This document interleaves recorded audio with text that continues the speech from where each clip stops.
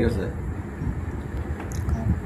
শুভ সকাল শিক্ষার্থীবৃন্দরা, তোমাদের জন্য আজকে আমি একটি নতুন ভিডিও নিয়ে হাজির হলাম। জুনিয়র বৃত্তি পরীক্ষায় যারা অংশগ্রহণ করবে তাদের জন্য এটা হলো সাবস্টিটিউশন টেবিল। এই প্রশ্নটি তোমরা 10 নং কোশ্চেনে দেখতে পাবে। সাবস্টিটিউশন টেবিলটি আমি তোমাদের সামনে তুলে ধরছি।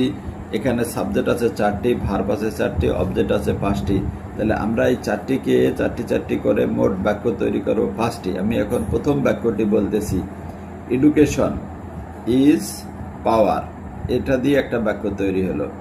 তারপরে it is very important for man.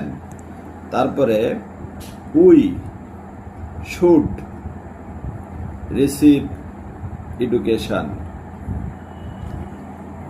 Books contain thoughts of great men. It helps to enlighten our mind. এই হলো মোট 5টি বাক্য। তোমরা এভাবে আরো অনেকগুলি ভাষায় এক্সারসাইজ করবে।